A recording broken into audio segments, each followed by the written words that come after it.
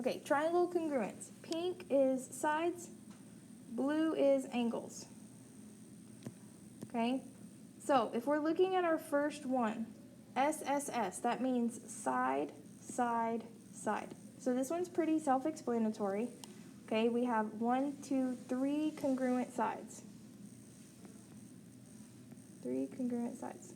Okay, so anytime you have 3 sides that are congruent on a set of triangles, you can determine that both triangles are congruent by S, S, S. So the reason I'm writing out the letters today is to kind of help you visualize what aspects are being implemented congruent-wise. Okay, so I like to read either left to right or top to bottom, just how the triangles are arranged. So S, S, S is why we have side, side, side congruence. Okay, so for our next triangle congruent set, we have side, angle, side.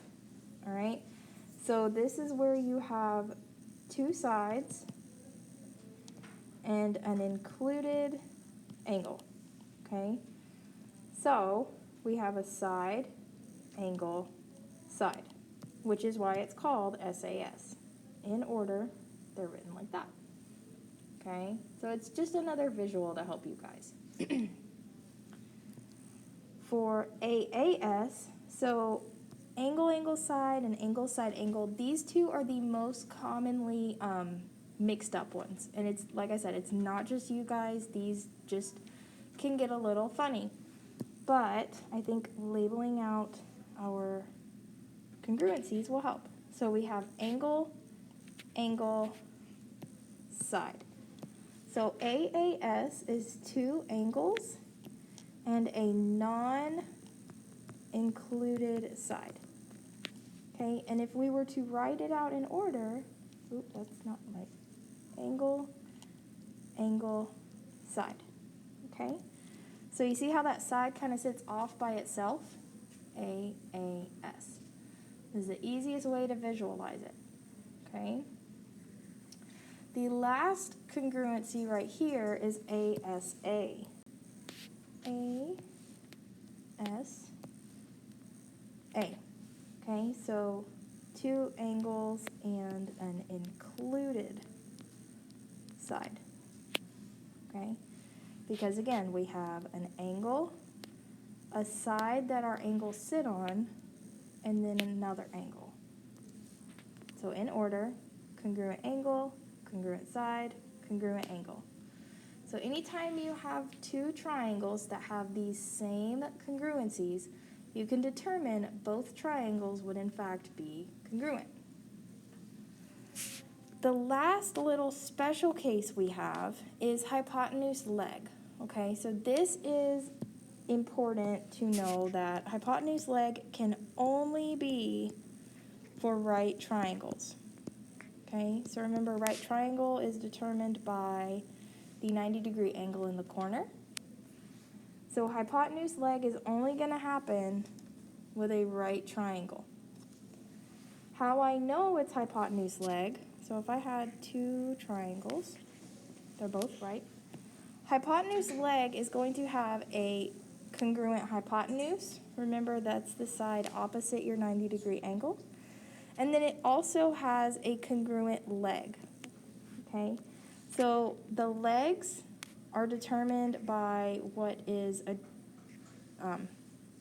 along your 90-degree angle. So this would be called our long leg, and then this would be our short leg. So if both of our long legs are congruent and our hypotenuse is congruent, both triangles as a whole are as well. Okay, how this would be seen with the other leg, okay, we have the hypotenuse and this short leg, they're both congruent. Okay, so since these are the same hypotenuse and leg, by HL, both triangles are congruent. Okay. For an example that we cannot have, we'll do blank. Okay. So if we were to have 2 triangles, the hypotenuse are congruent, but if you have opposite legs, that's a big no-no, okay? It has to be the same leg that's congruent, right? Okay, now we're going to take this information and work on these proofs a little bit. So we're not doing like a full 2-column proof, but we have to determine how these are congruent. So I'm going to write on them as I go along, okay? So again, pink for my sides, blue for my angles. I am told that in this triangle, side AB is congruent to side BC. I'm going to write that down. Okay, AB and BC are congruent. Additionally, BD, this part right here in the middle, bisects angle ABC, which is this angle here. The key word bisects, remember, means cut in half, okay? So if I know that my angle right here is being cut in half, I can say the angle for this triangle is congruent to the angle of this triangle, okay?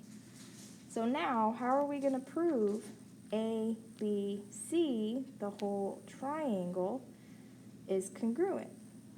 All right, ABD and CBD, okay?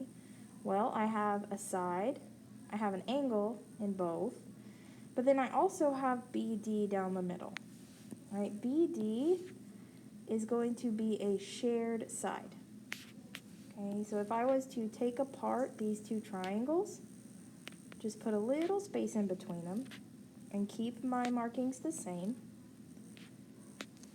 Notice here, this shared side was split between the two triangles. Because it was a shared side, again, they are automatically congruent, okay? So, what's our theorem? We have side, angle, side. Simple enough, right? Looking at our next example, we are given that side PR, so right here, PR, bisects these two angles, QPS and QRS. Right? Remember, bisecting cuts it in half. So this half equals this half, and this half equals this half. We need to prove that PQ is congruent to PS. We said was congruent, right? So looking at what we have an angle, a side in the middle, and then another angle. Write it out if you have to. A, S, A. That's a theorem, isn't it? Okay. So PQR would be congruent to PSR. Therefore, PQ is congruent to PS. So moving forward to our Pythagorean theorem, this should sound familiar to you at least. Remember, Pythagorean theorem is our a squared plus b squared equals c squared. This pertains to right triangles. So remember, 90-degree angle in the corner. Ultimately, it helps us find missing sides, right? So A and B are going to be our legs. These are interchangeable. Okay, you can use B up top, A down bottom, it doesn't really matter. The main thing is always have C as your hypotenuse, or the side opposite your right angle. Okay, so if I need to find out what X is, or my hypotenuse, I need to set up my Pythagorean theorem. So a squared plus b squared equals c squared. Then just substitute in the information. So we have 4 squared plus 3 squared is, there we go. So 4 squared is 16 plus 9.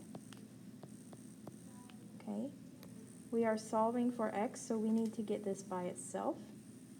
Add 16 and 9 first. we get 25 equals x squared. And then remember, to eliminate the exponent, you need to take the square root, because the opposite of squaring something is to take the square root of. So x equals 5. Okay, last one. Find the length of AD. So AD, you'll see, is this side right here. It's actually two hypotenuse of two triangles, okay?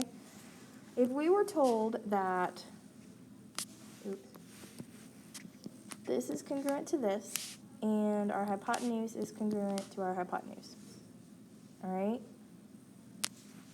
We know that by knowing our corresponding parts and congruencies, we can find this missing side, right? Okay, so we have 8 and 8. 15 would be 15, and then these are congruent as well. So we need to find this missing side. All right, I'm going to substitute 8 in over here. And then remember, we just use our Pythagorean theorem to find the missing length. But remember, we're only finding the hypotenuse of this triangle first. Okay, we need to find that first before we find the whole length. So, set up your equation. I'll just plug in 8 for A and 15 for B. Okay, that's 64 plus 225. Okay. Next step, add those together, 289. Okay, and then to get C by itself, we're going to have 17. Okay, so 17 equals C. And remember, 17 is just this one. We need to find all of this. So, if this is two hypotenuse put together, we can say 2 times our missing side of C is going to equal the total length of AD.